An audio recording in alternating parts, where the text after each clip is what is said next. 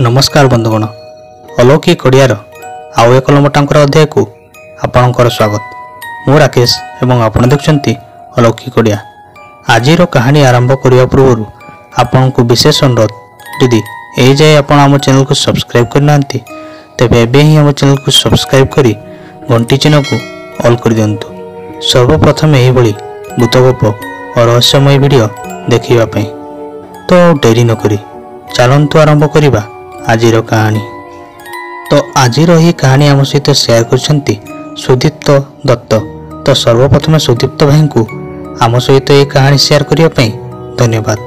तांको कहिबा अनुसार सकाळ 5:30 बेले जेबे गिरीश पेपर डिलीवरी दे घर को फेरुतिला तो तार मालिक गिरीश को पचारिला कथा कौन एई किछि दिन हेबो ज्ञान न्यूज़पेपर डिलीवरी करने को आसु नहीं।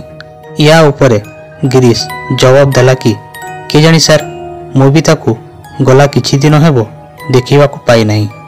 तापरे ता मालिक कहले कि जदि काली भी ज्ञान न आसिला तो ता जगार तमे पेपर डिलीवरी देवा को चली जीवो। गिरीश ता मालिक को हाँ भरी दे ता घर को चली आसिला। ता पर दिन सकाळे पाखापाखि 5टा बेले गिरीश ता न्यूज़पेपर डिस्ट्रीब्यूटर पॉइंट को आसिला, जोठारे ताकू जानिबा को मिलला कि ज्ञान आज भी सेठा को आसीनी आउ आज ताकू ही ज्ञानर जगार न्यूज़पेपर डिलीवरी देवा को पड़िबो। काहेकि ना ज्ञान जो बिल्डिंग रे न्यूज़पेपर देउतला सही बिल्डिंग टी पूर्वरु ही पड़ुतला, जहा पई गिरीश सही बिल्डिंग को आगो पेपर डिलीवरी देवा को पहुंचिला। जेते बेले गिरीश मेन गेट को पहुंचिला तो से देखे कि गेट रे थिवा सिक्योरिटी सोईची। गिरीश से सिक्योरिटी गार्ड को सोईबार देखी हसी हसी बिल्डिंग भीतर को पशिला।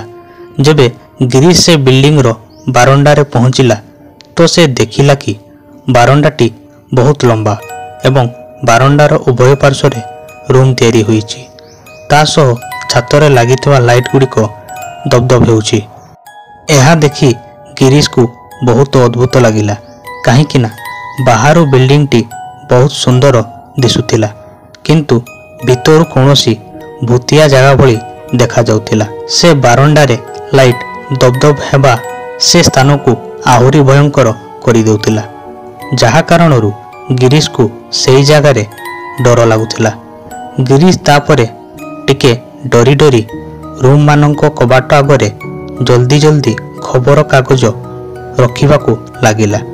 आउ सबु कबाट आगरे खबर कागज देला परे जेते बेले से बिल्डिंग रु फेरुथिला तो से सेते बेले ता नजर गोटे कबाट उपरे पड़िला, जहार सामना रे खबर कागज नथिला। सेते बेले से सबु रूम सामना को देखिला तो से जानिबा को पाइला कि खबर कागज सबु कबाट सामना रे अछि। तो से टिके चिंतित होई भाबिला कि मु तो खबर कागज सबु रूम सामना रे देइथिली, तो एई रूम सामना रे खबर कागज कुआडे उभई गला। गिरीश मन को मन कहिबा को लागिला, बोध हुए जल्दी जल्दी रे मु एठारे खबर कागज देबा भूली जाइथिबी। तो से सेई रूम सामना रे आउ एक न्यूज़पेपर देई आगो को जीवा को लागे। से आगो को जाई ही थिला कि ताकू पछपटू कौनसी जिनिसर घुसुरीबार शब्द शुणा जावाकू लागिला। गिरीश पछकू बुली देखे तो सेठारे किए भी नथिला।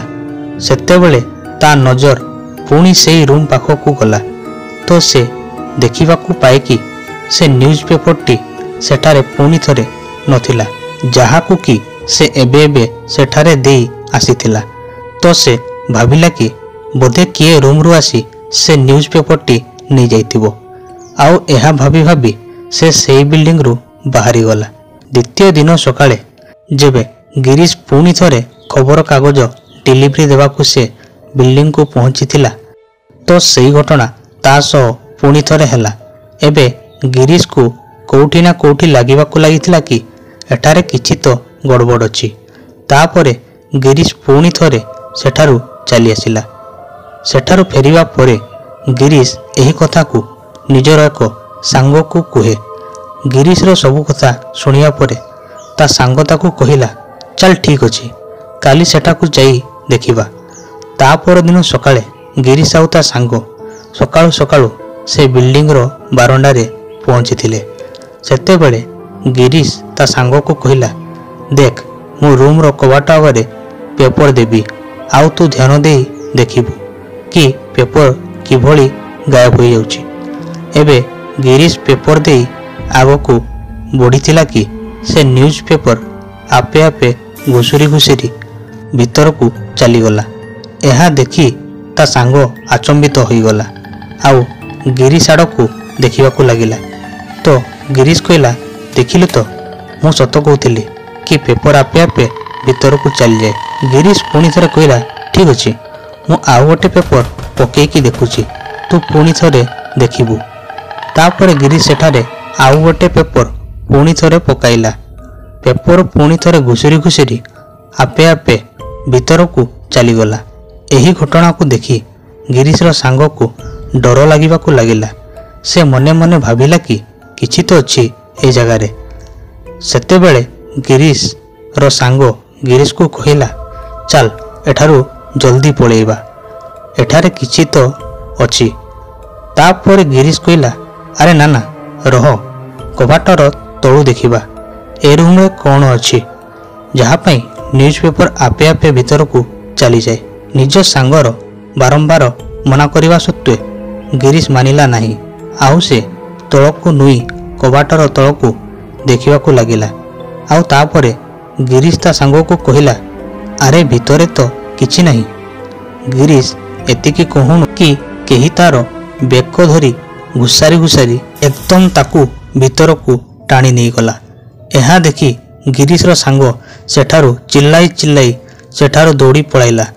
ଯେତେବେଳେ ସେ ଏପରି ଚିଲ୍ଲାଇ ଚିଲ୍ଲାଇ ବାହାରୁଥିଲା ତ ସେ ବିଲ୍ଡିଂର ସିକ୍ୟୁରିଟି ତାକୁ ସେଇଠାରେ ଧରିନେଲା।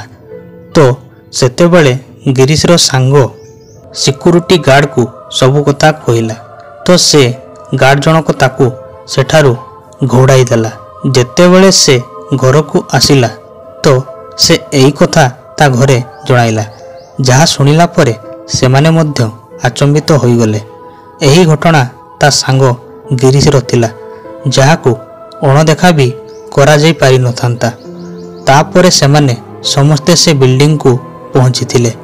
ବିଲ୍ଡିଂର ଗାର୍ଡ ସେ ରୁମ୍ର କବାଟକୁ ଖୋଲିବାକୁ ବହୁତ ଚେଷ୍ଟା କଲା, କିନ୍ତୁ ସେ କବାଟଟି ଖୋଲିଲା ନାହିଁ। ଶେଷରେ ସେ କବାଟ ଭାଙ୍ଗିବାକୁ ହିଁ ପଡ଼ିଲା। ଯେତେବେଳେ ସମସ୍ତେ ଭିତରକୁ ଯାଇ ଦେଖିଲେ ତ ଗିରିଶର କିଛି ଖୋଜ ଖବର ମିଳିଲାନି କି ତା ସହ କ'ଣ ହୋଇଥିଲା, ଆଉ ତାପରେ ବି ତାର କିଛି ଖୋଜ ଖବର ମିଳିଲା ନାହିଁ। ଆଉ ସେ ରୁମ୍ର ରହସ୍ୟ ହିଁ ରହିଗଲା। ତ ବନ୍ଧୁମାନେ, ଇଏ ତ ଥିଲା ସୁଦୀପ୍ତ ଭାଇଙ୍କ କାହାଣୀ। ତ ଆଜିର ଭିଡ଼ିଓ ଆପଣଙ୍କୁ କେମିତି ଲାଗିଲା ଆମକୁ ନିଶ୍ଚୟ କମେଣ୍ଟରେ ଜଣାନ୍ତୁ। ଭିଡ଼ିଓକୁ ଲାଇକ୍ ଏବଂ ସେୟାର କରିଦିଅନ୍ତୁ। ଆଉ ଯଦି ଆପଣଙ୍କଠାରେ କୌଣସି କାହାଣୀ ଅଛି ଆମକୁ ପଠାନ୍ତୁ। ତ ଆଜି ତ ସମୟ ହୋଇଯାଇଛି, ପୁଣି ଦେଖା ହେବ ଆଉ ଏକ ଲମଟାଙ୍କୁରା କାହାଣୀ ସହ। ସେ ଯାଇ ବିଦାୟ ଦିଅନ୍ତୁ। ଧନ୍ୟବାଦ। ଜୟ ଜଗନ୍ନାଥ।